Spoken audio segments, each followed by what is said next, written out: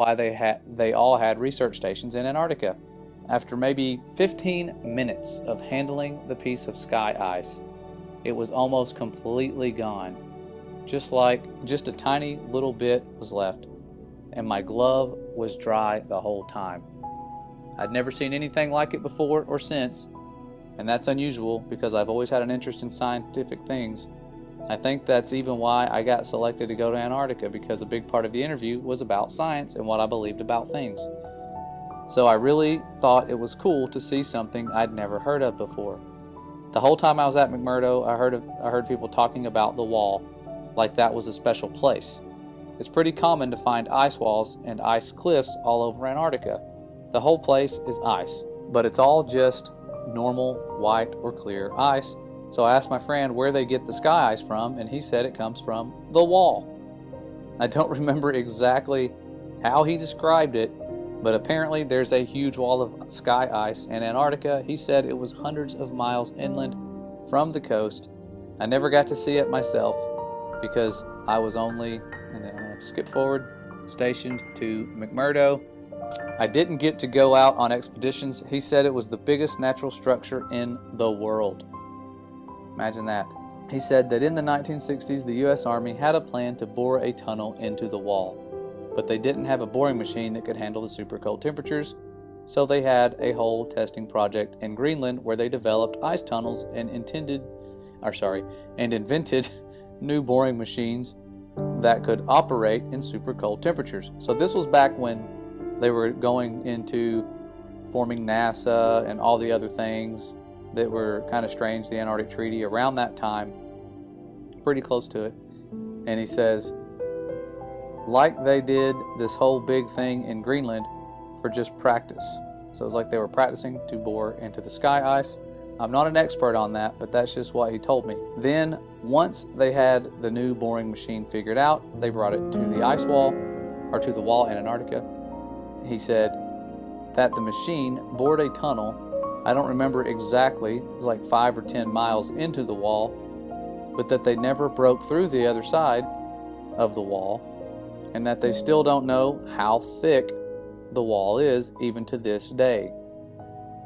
And I'm probably not remembering this part correctly, but I think he said that at first the floor of the tunnel was solid rock, but after a mile or two in, the floor was sky ice, like it was sky ice underneath after a certain point, or something like that. And apparently the wall slowly builds itself back up. So it slowly builds itself back up after you cut it, because after a year or so, the tunnel had shrunk smaller all by itself, like a self-healing wound. It starts closing up. They had to leave the boring machine inside the wall because the tunnel shrunk too small to get it back out. And after a few decades, the tunnel was completely gone, like the part of the wall was solid again. He said that now the scientists were trying to use technology to figure out how thick the wall is. He said something about putting earthquake sensors all along the wall, and that somehow you could measure the signal from an earthquake to see how thick the wall is. But he kind of lost me on that part. I never really thought about any of that after I left. It was really weird stuff, but I didn't think it was a big deal at the time. But then a few weeks ago, I saw a map of the wall in Antarctica, except the map was all flat and crazy looking, and it showed the wall going all the way up over the whole Earth. So since then, I've been trying to learn more about the sky ice that I saw and the wall that I heard about, but I can't find anything at all. So now I'm really wondering if there could be a connection here. And that's how I found this group. So I hope that maybe some part of my experience will help someone figure something out. Well, thankful to that person.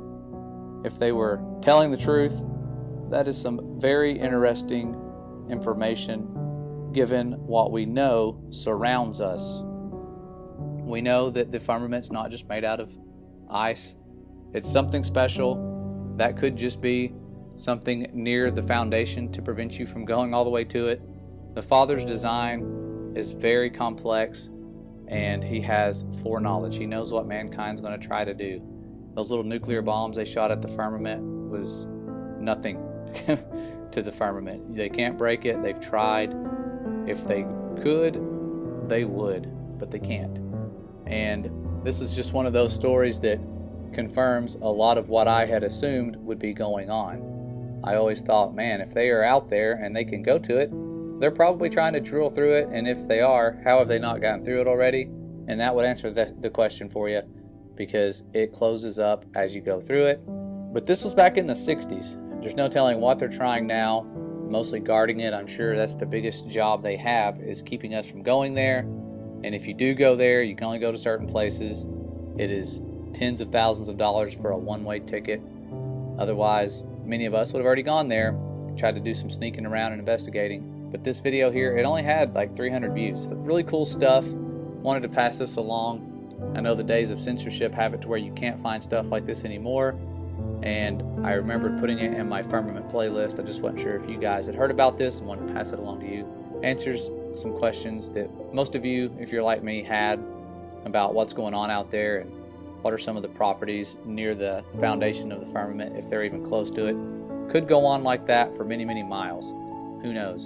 We'll find out soon someday. The firmament itself will roll away like a scroll, but that second day of creation where he put this expanse for signs and for seasons and letting us know that he will return very soon, and it's one of those things that we're sensing is right around the corner due to the way things are going in the world and what they're trying to prepare us for and all the division. But they're preparing for a war.